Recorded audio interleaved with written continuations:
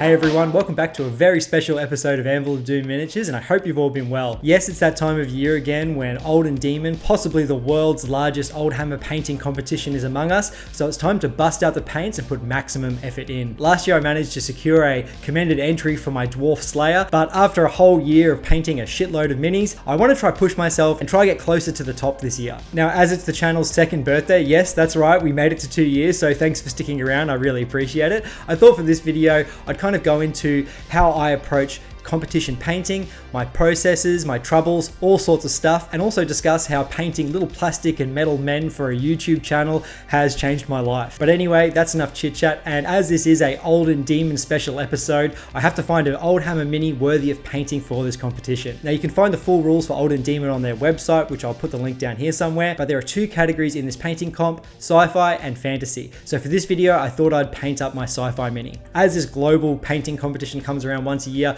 you do have plenty of time to find a miniature, but I kind of always leave it to the last minute and struggle when finding a miniature that I want to paint. So when I stumbled across this classic Mephiston mini, the Chief Librarian of the Blood Angels, I really couldn't say no. As this will be my third crack at Olden Demon, I realized that playing to my strengths is fairly important. I love a good challenge and I like trying new things, but sometimes it has led me to making choices that turn into complex issues that I do manage to paint my way out of, but they don't give me the best possible finish. As Mephiston is obviously a blood angel, he'll have a fair amount of red, and I know that painting red is one of my strengths, as I have a great couple recipes that I can perfect if I give myself enough time. I took last week off making a video so I could spend as much time as I needed getting this mini where I wanted it, and that means cutting no corners. I spent hours removing mold lines and getting the body, sword and backpack ready on comfortable handles, so when the time comes to apply the paint, nothing will fall over or be hard to reach. Now I will put my color recipes up for this mini, but I did spend hours on each element going back and forth, fixing up small imperfections, so the process in which I paint is fairly out of whack. Plus, painting on a camera is difficult, so I'm just showing you the top line footage I managed to get. As the Blood Angels are basically a vampire space marine chapter, which is debatable, I decided to mix small amounts of purple to the skin tone, and I went back and forth applying light glazes of this to the recesses to give Mephiston a gaunt look, which I think will look great against the red. After a long time painting the face, I assumed I was done, but as I was sitting on the couch later that night, I thought to myself that I could do better, so I went back to the hobby desk and spent another hour touching up bits and pieces that I knew I could do better. One of my struggles when painting high level minis is knowing when enough is enough, because like anyone out there, I think I could literally paint forever and not be satisfied. After tackling the eyes, it was time for the hair, and I found a great reference image from an old white dwarf that I thought I'd base this thirsty blood angel on. I decided on giving him a bright yellow blonde instead of my usual sandy blonde recipe because it screams Oldhammer to me. As the years go on, the competition has lifted its game, and you do see more modern painting techniques and takes on classic minis, but I want to stick to the Oldhammer aesthetic as much as possible because to me that's what's important. This time of year is really a celebration of where tabletop games have come from, and also shows how 30-year-old bits of metal sculpted like little men have shaped what we see the hobby as today. There are so many painting comps out there for modern minis, so just to have a competition dedicated to painting something pre-2000 is very special. Now at this point while I was painting, I did notice that the mini had a few imperfections, and sometimes this happens when you're kind of in the thick of painting. You don't really notice it until the last minute. So what I like to do is put a thick blob of medium in the nooks and the crannies and the lumps and bumps and the scratches just to fill them in a bit, and you can just paint over it, and for smaller scratches and smaller imperfections this works pretty well. Going into this competition I gave myself a few goals, and one of them was to not rely on washes like I usually do because I want a smooth finish, and as great as washes are, I have noticed that I don't have as much control over them as I'd like, so I'm going to go for the old deep base coat and then I'll layer up from there. For my reds I'll be using two recipes, one for the cloth which will be slightly more rich, and the other for the armor, which I'll paint later, and I want this to have more of a yellow highlight to it just to make it look a bit more shiny. After my first reds were down, I needed to make a decision on what color to paint the outside of the cape, and it's important to give the mini a theme, especially if it's for a competition. So I decided to go for black, which will hopefully make this Mephiston a bit more brooding and match up with the classic paint scheme he had. I was thinking that keeping this guy close to the established lore is probably the best bet, and I'm not too bad at painting black. I could probably use some more practice, but I've allowed myself a few hours to get this right. I hope you're enjoying the video so far, and as it is the channel's second birthday, maybe you could give me a little bit of a birthday present and like this video or subscribe or even share this video with your friends. I'd really appreciate it. Anyway, let's keep painting. Now, I haven't entered many painting competitions.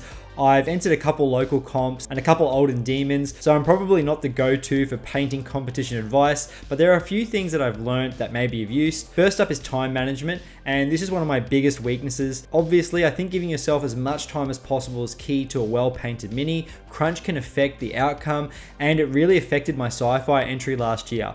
I didn't have time to paint the banners, so I drew them up, printed them out, and I really stuffed up gluing them on the banner poles, and it turned into an absolute mess, which meant I only had a few days to paint my fantasy entry. Something that was meant to be fun turned into an absolute nightmare, and I don't want to do that again. Another thing I've learned is miniature selection or miniature choice. You should always check the rules and make sure your mini is eligible, and as it's a painting comp, try select a mini that keeps you motivated and has a bit of impact when the judges get around to looking at it. I've already selected my fantasy entry, and I won't spoil what I'm painting for that because I like to leave things as a surprise, but this mini has been on my mind for years and I feel like it's a bit of a cult classic.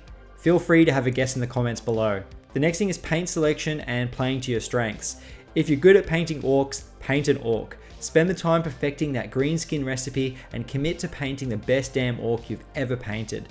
Like I said before, taking risks is always fun. If you're wanting to be competitive and try get up there with the best, stick to your strengths and have a plan in place. For this Mephiston, I spent a few hours before I even started painting, coming up with a new red recipe for the armor, and I revised my bone recipe because I knew this guy was going to need more detail and depth to this paint scheme. Last up, which probably sounds like the most lame thing, is have fun. If you're not having fun, it's probably not worth it. Painting a mini high level or competitive painting is really a marathon and not a sprint, so don't put yourself through the stress if it turns into an absolute slog. Last year I painted a few minis that just weren't fun to me, and I did finish them, but they rattled me and turned my hobby time into a bit of a chore, and it was kind of a hole I got myself into which I had to claw my way out, and it made minis that I would usually enjoy painting turn into kind of tasks. So yes, protect your love for painting if that makes sense. But anyway, enough about that, let's talk about the channel. As we hit the big 2-year mark, and while I was taking my time painting this Son of Sanguinius, I had plenty of time to reflect and think back to why I started this channel and what motivates me each week to paint up something new or create something fun. I realized that I put in this effort for a few reasons. I started this channel in a time in my life where I felt a little bit lost and directionless. I was getting a bit older, my friends were naturally moving on with the next stages of their lives, work was getting harder to find, but I knew that I wanted to get back into a hobby that I loved when I was younger, a time when life felt good to me. So I jumped back in and I noticed that the landscape was different, and as much as I tried, what the hobby was in present day just wasn't for me, which in time I've come to learn is okay because we all have different tastes. I couldn't find a large amount of strictly Oldhammer or Warhammer fantasy channels around, so I decided I'd try make my own and make my own videos and hopefully find some like-minded people out there. And to cut a long story short, I found plenty of people who shared the same passion for these things, and I'm really grateful for it. I know I'm not alone in this, some would say, niche area of the hobby, and to have a few moments a week to put the mess of the real world behind us and talk about these little hand sculpted models is therapy in itself. It's kind of like a haven or an escape from the day-to-day. And that brings me to my second motivator of the channel, and that's all of you guys watching.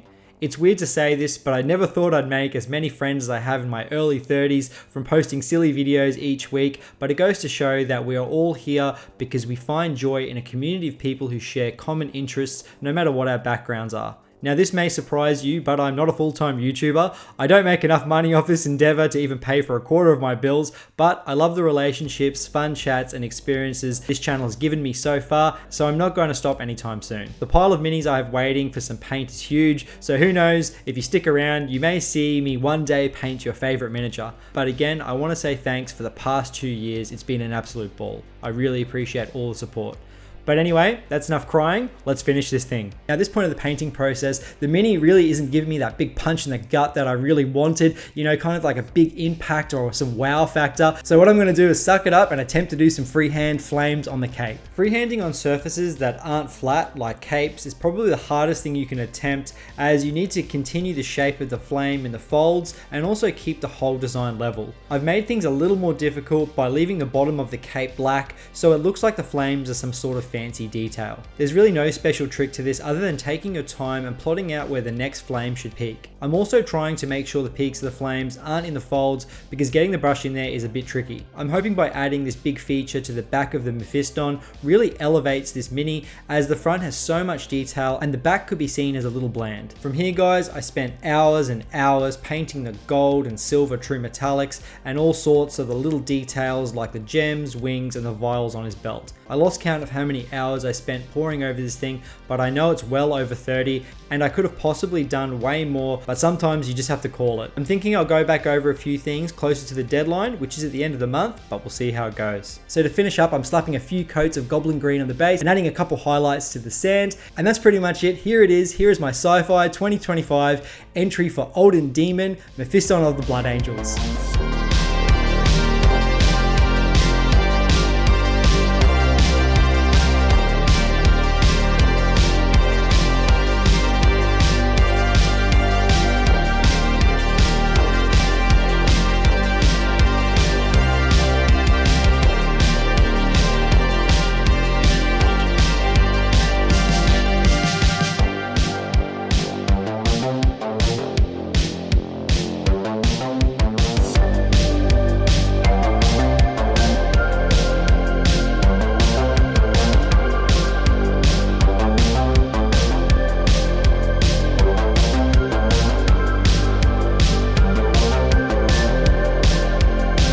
Thanks so much for sticking around to the end of the video, guys. I really appreciate it. And I want to say a massive thank you for all the support that my Patrons give me. You guys are a bunch of legends and I couldn't do this without you. Some of you have been supporting the channel now for well over a year or ever since I started Patreon. So I really, really appreciate it. And if you want to join the Anvil of Doom Patreon, the link is in the bio and I look forward to seeing you in the Discord.